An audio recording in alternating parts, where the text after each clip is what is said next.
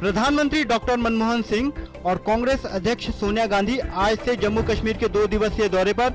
Doctor Manmohan Singh ने किश्तवाड़ में 850 megawatt की रतले पनबिजली परियोजना की आधारशिला रखी, जिसका निर्माण 5 वर्षों में पूरा होगा। प्रधानमंत्री डॉक्टर मनमोहन सिंह ने कहा कि भारत आतंकवाद के खिलाफ दृढ़ता से एकजुट। उन्होंने कहा कि केंद्र बिजली की कमी की समस्या से निपटने के लिए जम्मू कश्मीर सरकार को दे रही है पूरा समर्थन। कांग्रेस अध्यक्ष सोनिया गांधी ने कहा कि केंद्र सरकार ने श्रीनगर के विकास के लिए उठाए कई कदम। साथ ही सोनिया गांधी ने आतंकवादी हमले में शहीद हुए जवानों को दी श्रद्धांजलि। प्रधानमंत्री और सोनिया गांधी ने श्रीनगर के अस्पताल पहुंचकर कल के हमले में घायल जवानों से की मुलाकात। गौरतलब है कि श्रीनगर के नजदीक सेना के काफिले पर आतंकियों ने घात लगाकर किया था हमला। भाजपा अध्यक्ष राजनाथ सिंह ने आतंक के मोर्चे पर केंद्र की यूपीए सरकार पर असफल रहने का लगाया आरोप। जम्मू कश्मीर में सोमवार को सेना पर हुए आतंकी हमले की निंदा करते हुए राजनाथ सिंह ने कहा कि यूपीए सरकार के दौरान आतंकी वारदातों में हुई बढ़ोतरी।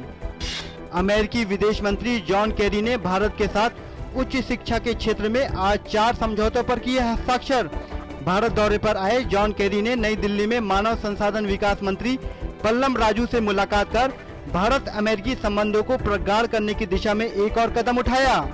उत्तराखंड में देहरादून, केदारनाथ, उत्तरकाशी और ऋषिकेश में रुक रुक कर हो रही तेज बारिश और घने बादलों के कारण राहत और बचाव कार्यों में आ रही है कठिनाइयां। हेलीकॉप्टरों की उड़ानें हुई स्थगित। कुछ जगहों पर भूस्खलन और सड़क धंसने से सड़क मार्ग भी हुआ बाधित। सर्वोच्च न्यायालय ने सरकार से उत्तराखंड में बचाव अभियान तेज करने को कहा। अदालत ने एक जनहित याचिका पर सुनवाई करते हुए कहा कि वह इस सिलसिले में कोई औपचारिक आदेश नहीं दे रही है, मगर बचाव अभियान में तेजी लानी चाहिए। उत्तराखंड में आज करीब 130 से ज्यादा शवों के मिलने से अब तक हादसे में मरने वालों की संख्या बढ़कर लगभग 850 के पार। मारे गए लोगों के शवों के अंतिम संस्कार की तैयारियां भी तेजी से की जा रही हैं। सहकारिता के व्यापक सामाजिक भागीदारी को रेखांकित करते हुए राष्ट्रपति प्रणब मुखर्जी ने कहा कि समग्र विकास, वित्तीय समावेशन, गरीबी हटाने के लक्ष्य को हासिल करने की दिशा में सहकारिता आंदोलन ने निभाई अहम भूमिका। उन्होंने कहा कि वैश्विक मंदी के दौर में भी सहकारिता का महत्व और बढ़ा है।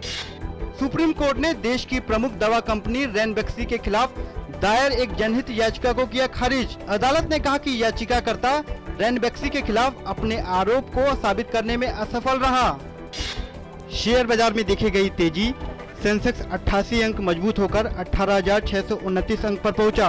वहीं नेशनल स्टॉक एक्सचेंज का निफ्टी 19 अंक मजबूत होकर 5,609 अंक पर बंद हुआ।